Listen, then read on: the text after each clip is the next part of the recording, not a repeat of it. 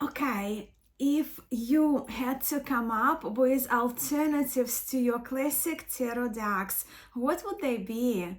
In other words, what alternative tarot decks would you replace your original classic RWS, Thoth, Marseille, and Italian tarots with?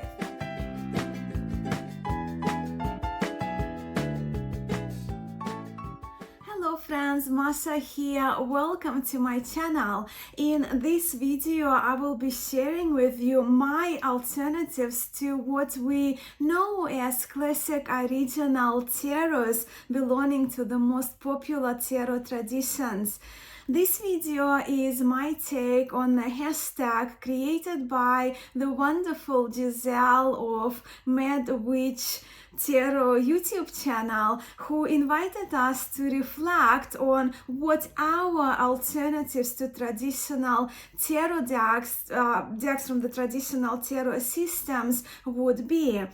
I think Giselle created a very valuable, interesting, fun hashtag which she titled the 3 systems of tarot, but not the originals. I'm just referring to my notes. And the idea behind this hashtag created by Giselle is her invitation to us to answer the question, if you couldn't have any of the original traditional classic historic tarot decks, my worst tarot nightmare, belonging to the major tarot systems, which contemporary alternative decks would you choose? Let me repeat this question that Giselle posed to us. If you couldn't have any of the original classic historic tarot decks belonging to the major tarot systems, which contemporary alternative decks would you choose? I have my tarot decks prepared. Now I will be featuring not 3 as per Giselle's deck, 3 systems of tarot. I will be featuring 7 categories, just to give you the heads up that it will be more than 3 in this video. But yes, I'm very excited to sit down with you today as I do my video response to the beautiful Giselle of Mad Witch, which I hope you enjoy watching. Okay, so here you see the decks from my tarot library, which represent the main traditions of tarot, as well as a few extras I have included, and I will explain more as we go along. But to clarify, I know many refer to RWS, Thoth, and Marseille tarots as 3 main systems of tarot. As of recent, I personally prefer to refer to them as traditions of tarot, as to me they all share the same system of 78 cards of tarot, with 4 suits represented by 14 cards each, 16 chords in each deck, with 22 cards of the major arcana.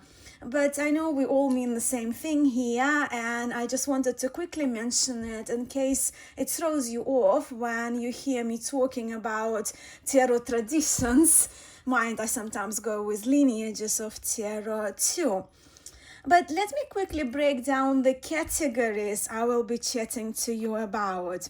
So of course, we'll talk about RWS, Thoth, and Tarot de Marseille traditions, and also Italian Piedmontese lineage of tarot, which is very close to TDM in this case, yet differs from Marseille tarot. More on those later. I will also include the somewhat illustrated category, some semi-illustrated peep deck, and a blended tradition, which is a combination of systems, but more on that later as we progress with this video. But let us begin with RWS. As we all know, Rider-Waite-Smith is the most popular tarot lineage, especially in the English-speaking world, and among my friends here in Australia also. Rider-Waite-Smith or Waite-Smith is the most widespread tradition when it comes to the number of decks created in accordance with this system or lineage or tradition to satisfy almost all tastes these days, which is great, I think. So the earliest production, the earliest publication of RWES that I am fortunate to own is this one, and this one is the Ryder and Co. Fitzroy Square, right? Waddington's Playing Card Company. So that's the two-part box. And this is actually the, I think they do say it somewhere, second, yeah, there we go. So it's the second edition, right? With the first edition being published in 1910 and then second edition 1971. So this tarot is from 1971 publication, and this one is lovingly known as the Blushing Fool. And this deck is 10 years older than I am, right? So it's been 10 years on Earth more than I have been, but it's a very special copy, of course. It has this, you can probably hear, beautiful battery cardstock, and the images are very clear. The colors, I think, are wonderful in this version. The blues are beautiful, as you can see, and the lines are very, very clear and sharp as well. The backs are plaid backs.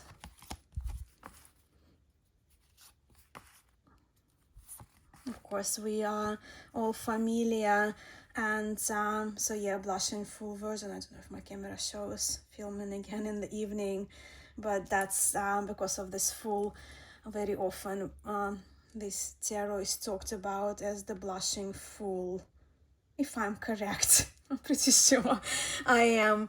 But yes, the original Waite-Smith tarot, of course, was influenced by the teachings of the Hermetic Order of Golden Dawn and was illustrated by infamous Pixie Pamela Coleman Smith under the direction of Arthur E. Waite, with the first publication of RWS actually being 1909. But yeah, as you can see with this publisher that I have, their first publication was 1910, but 1909 had the Roses and Lilies backs.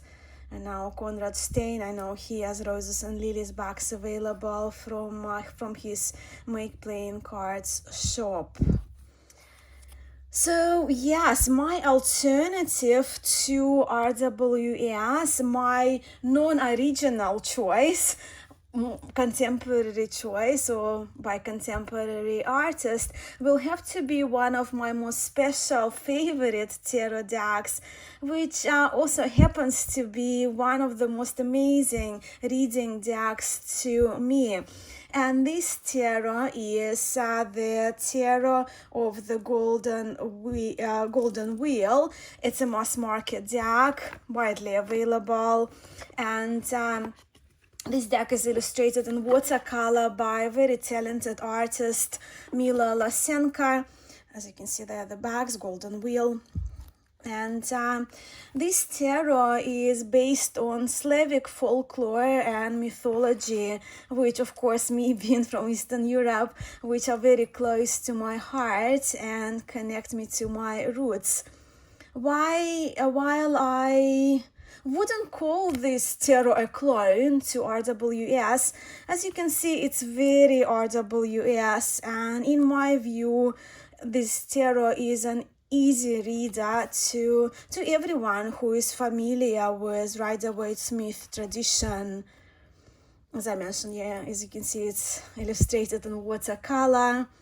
And truth to be told, to me, this one is one of the most beautifully illustrated and well thought through mass market tarot decks that I personally own. So yeah, Tarot of the Golden Wheel is influenced by Slavic pagan beliefs and Russian fairy tales. Hence, some of the cards, while pictorially carrying the main meaning of the card, like we can see here, 6 of wheels, 6 of coins, they do deviate from traditional RWS depictions, yet they do carry, I think, the main idea of the meaning of the card. So of course the devil, as you can see, depicted differently, but it's not an issue for me at all. And if I could only, 9 of swords, if I could only keep one RWS alternative tarot deck, this would be it, without any doubt for me. Let's chat about Thoth tarot tradition now. The original I'm featuring here is the Thoth Greenie, my earliest Thoth in my collection, and this one, Thoth Greenie from 1983.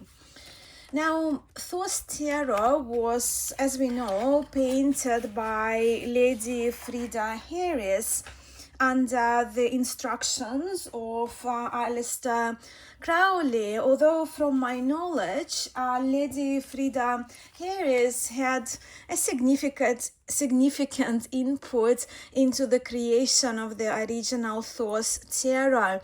So I do want to believe that it would be safe to say that the original Thoth was co-created by Lady Frida Harris and Aleister Crowley. My majors are in order, probably ordered them for when I studied them last time.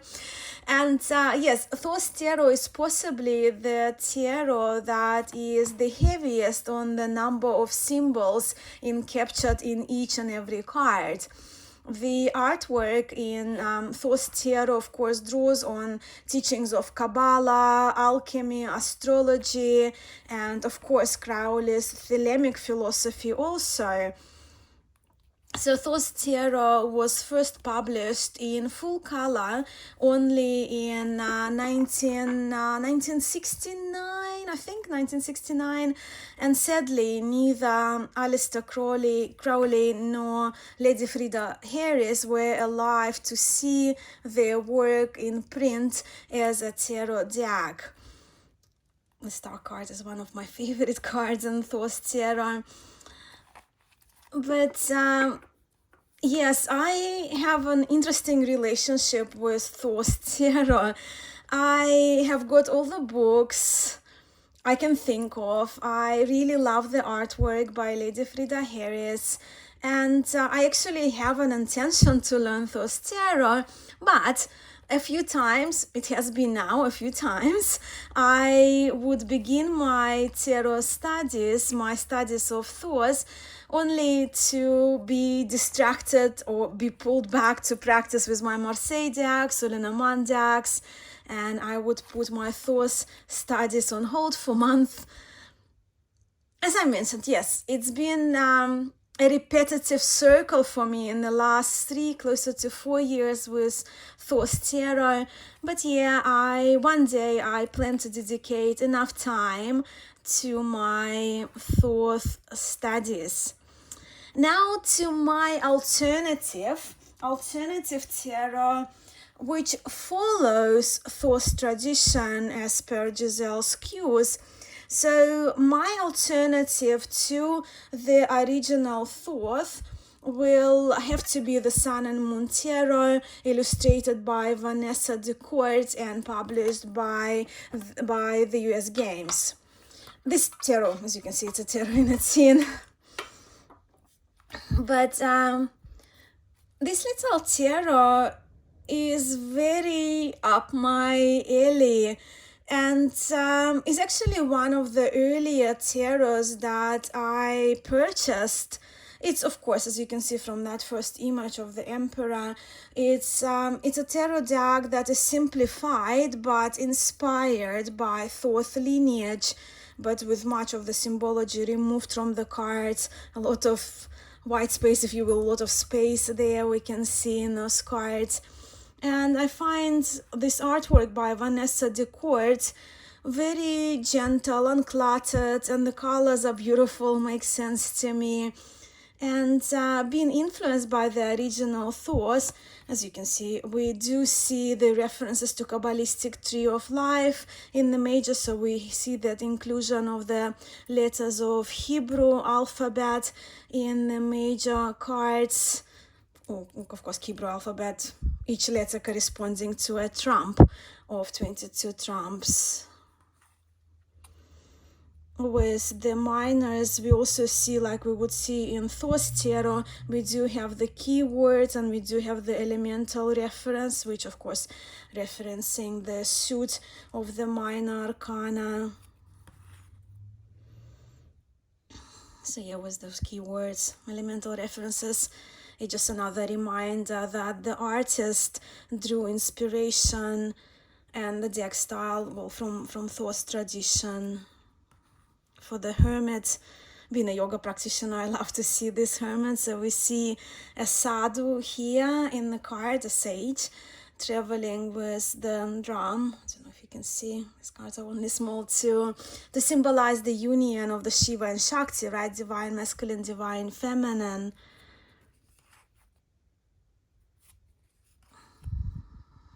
So yeah, the star is beautiful as well, I think.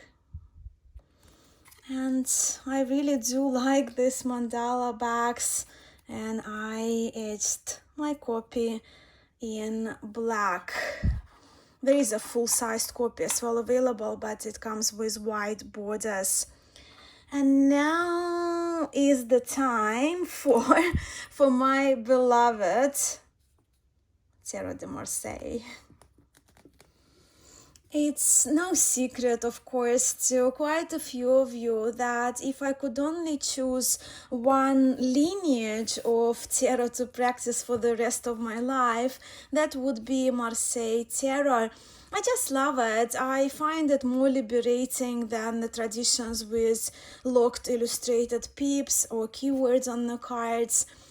As also many of you know, I am fortunate to have a solid collection of historic Tarot de Marseille decks, but to represent the original tradition, the original in this category, I'm going with Jean Payen Tarot of 1743. This is a spectacular restoration by Marco Benedetti of Italy. And I choose this particular tarot for today's video over Noblet or over Jean Dodal tarot for the reason of this Jean Payen of 1743 being closest visually to the newly discovered existing complete Marseille tarot deck, which dates 1639. Philippe Vachier, I'm talking about, if you're familiar, and with that newly discovered deck predates the infamous Jean Noblet tarot. This, of course, not it, but I chose it because the images are visually quite similar of this Jean Payen. I guess wood blocks would have been similar. It's type 1 Tarot de Marseille for those wondering, and it's printed on the most beautiful art paper. Hear the eerie sound, and it's just exquisite. Only last weekend I had Marco Benedetti for an interview on my channel. Marco, who reproduced this tarot deck for us, and now his Payen is even more special to me. And look, I do know our tastes may differ significantly when it comes to Marseille tarots, as I know quite a number of people who are not into the woodblocky style and more primary colors.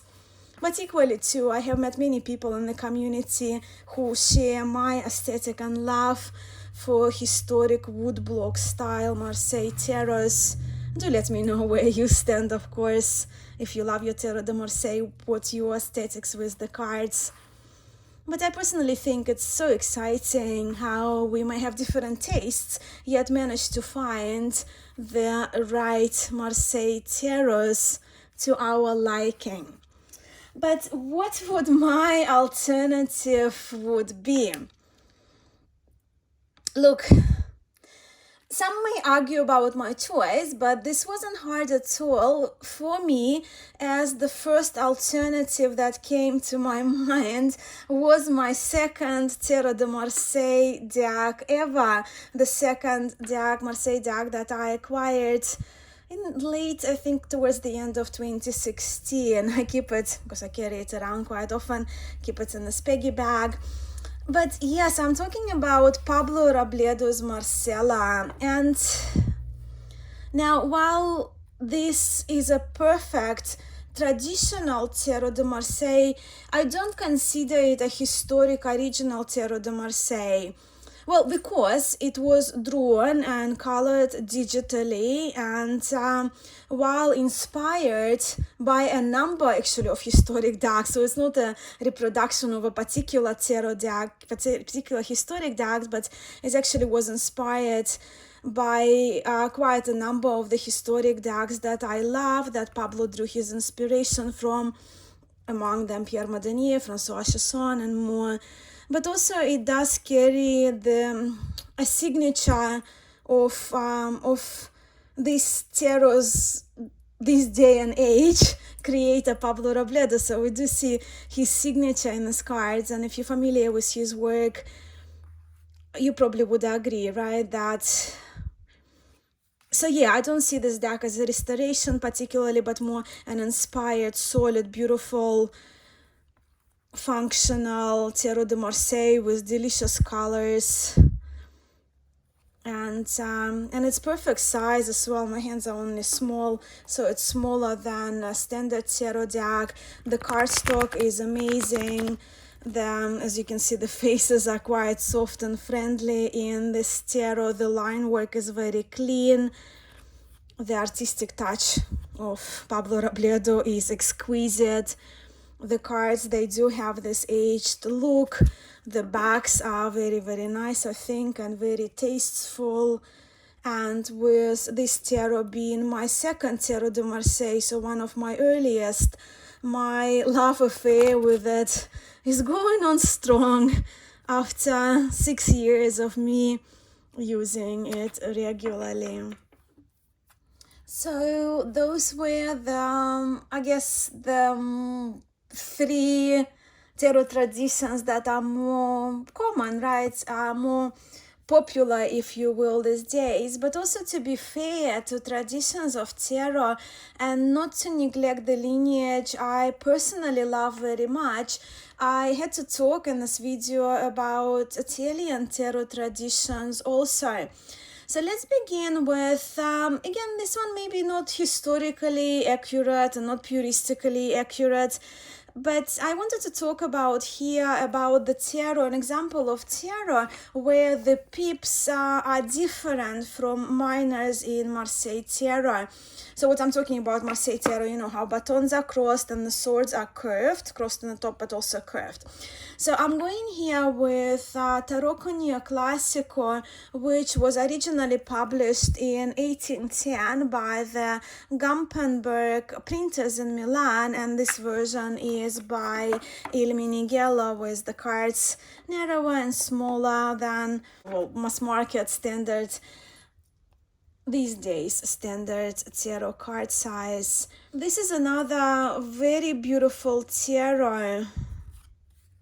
Let's have a look at the beautiful art in it.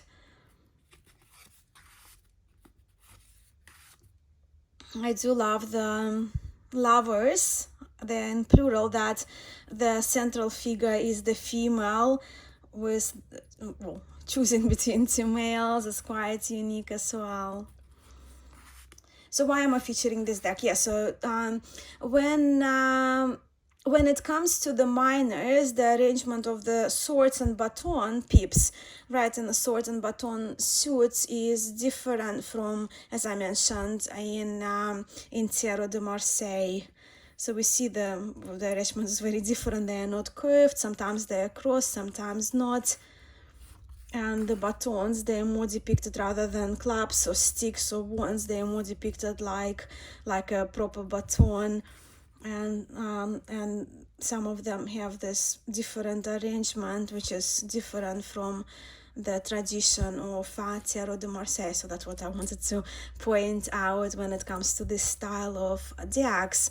So the alternative that I selected for this style of Italian terror, well, if you didn't catch it, Tarocco Neoclassico, I've shown you just now. So the alternative is also by El Minighello. And it's very different in the style of art, right? So it has very different aesthetic, but we're talking about if I couldn't have the original, what alternative would I pick? And this is also by an Italian artist, but she, from my understanding, she did pass away, but this tarot was produced in 2013, and I think it's still available through Il Minighello. This one was created by the late artist Anna Maria D'Onofrio, and I find this tarot very charming. As you can see, the cards are tall and very narrow, and I find this tarot very unique. So we can see the arrangement of the cups would be different as well than we would see in Tarot de Marseille. The 10 of batons, again the arrangement is different, how they're crossed, the depictions of them is very different. The baton is like a baton. Three of coins. The swords are, they may be crossed, but they are not curved as per, yes, I see they're all kind of crossed meeting together, but they are not curved as in Marseille tarot. So that's why I wanted to feature this type of Italian decks separately in this video. Now let's talk about the Italian Piedmontese tarot tradition, a particular tarot lineage of which strongly resembles Marseille tarot, yet also differs from Marseille tarot. Okay, this may be me finding a loophole and a chance to share with you yet another tradition of tarot I am very much into. But we are here for the love of tarot already, so why not, right? So for the original version, I selected Vergnano Tarot of Piedmont, dating 1830, with the creation of this deck attributed to Stefano Vergnano, and this tarot was originally published in Piedmontese Turin, right, Torino. This is the reproduction by Giordano Berti. They're the backs. So from the beginning, looking at the full card, we do see a very Piedmontese characteristics with the full wearing the sort of like baggy pants, if you will. And yeah, but we will see, well, you see immediately in the minors, right, that while we see the very Italian Piedmontese full with baggy pants, butterfly, right, adorable, I think, and that's probably one of the charms that I find in Piedmont Tarot, the full cards. But we see that the cards of the minor arcana carry very, very strong resemblance with the peep arrangements and how they are, that strong resemblance, and some argue, well, some of the decks were even really almost identical to Tarot de Marseille, while others differed a little more. But yeah, as you can see, the arrangement of the coins and swords and batons and cups is pretty identical, almost identical to what we know of Tarot de Marseille, with of course clothing depicted differently given the period and the origin, location of this tarot. Beautiful world card. And as we do see actually in some Italian decks, the Bagato, the magician, is depicted more as a shoemaker person. So you can see here that the tools for him making a shoe. Right, the alternative, although not puristically aligned, but still, my alternative pick to this style of tarot is the Marshmallow Marseille, so my contemporary alternative. Marshmallow Marseille is published by Wandering Oracle. And this tarot actually, while they call it Marshmallow Marseille, is actually was inspired by an Italian Angelo Valla tarot. The backs are very beautiful and shiny. Holographic bags, but yes, so inspired by an original Italian deck of different region, not Piedmont, Trieste, I trust Angelo Valla. But what I love about this tarot and why I chose it also, because it's adorable. It's the production of this tarot, or Wandering Oracle, they have sweetened and cutified, made cuter. The tarot, the size is adorable. So I think the creator, Wandering Oracle, they made this tarot that is inspired by historic deck into that adorable, more contemporary tarot with very sweet color palette, with the pip arrangement, of course, being very similar to Tarot de Marseille. Adore this hermit. I love the simplicity of these cards. The floral details are very pretty. And again, we do see the Fool with this baggy pants as per style of Piedmont tarot. Now moving to the sixth category already, and since we are talking about different systems or traditions of tarot, I think it's important to mention the tradition of tarot with somewhat illustrated or semi-illustrated pips.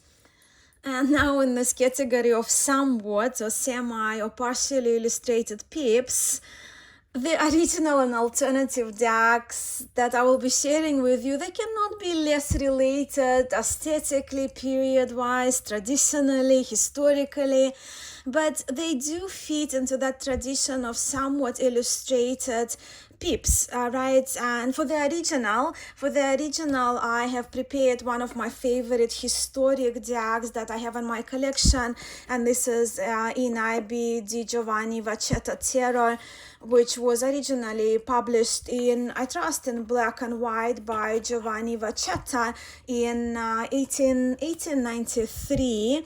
And this beautiful version is from Il Minighello card publishers, and it has been colored exquisitely. As you can see, the colors are just so bright and beautiful and exquisite. I think he did use watercolor, but it was colored so beautifully by the late Osvaldo Menigazzi, who was the founder of Il Minighello.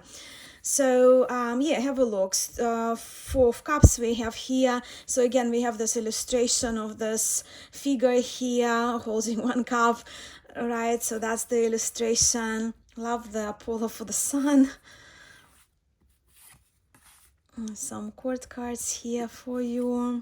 The Amora card. So Ace of Cups, right? So it's not just the ace. We see a human little figure, a child possibly, and a monkey. We see a basket of fruit for the 8 batons and the garden tools. A wing helmet here with the 5 of swords. So yeah, we do see partial illustrations in this historic deck of Italian lineage. So if you see a trident here for the 3 of batons, and look like quite a good catch there from the sea. Yes, so that's the historic partially illustrated deck. For the more contemporary alternative, and it may not be a surprise, it probably, as I mentioned this category, some of you had this deck in mind. And and the first deck that came to my mind as well is the Pagan Otherworlds Tarot by Usi. So yeah, cannot be different more from Vacetta, from that previous historic deck, right?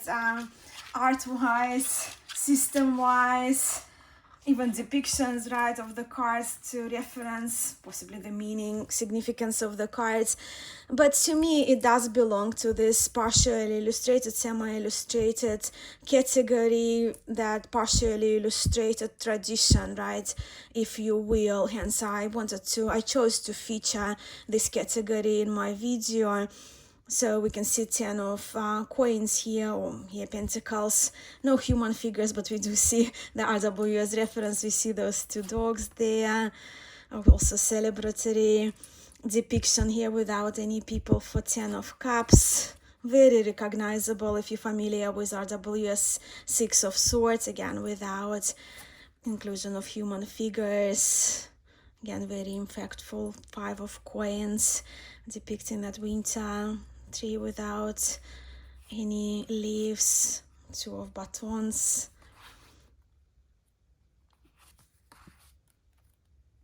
Yes, and truth to be told, I did want to feature a number of decks in this wonderful tag because, well, in the hypothetical situation of my original decks having been taken away from me, I needed to make sure that hypothetically that I'm left with enough alternative tarot decks that I love and that may remind me of some of the historic traditions as well. And so that brings me to my last category, 7th category for this video. And now we'll talk about the hybrid tarots. And I know it's been a few hybrid decks of the complete tarot deck that may combine 2 systems of tarot, 2 traditions of tarot. And I only wanted to talk to you about my favorite one just to feature it in my video, but also as an example of the tradition of blending the systems, if you will, of tarot.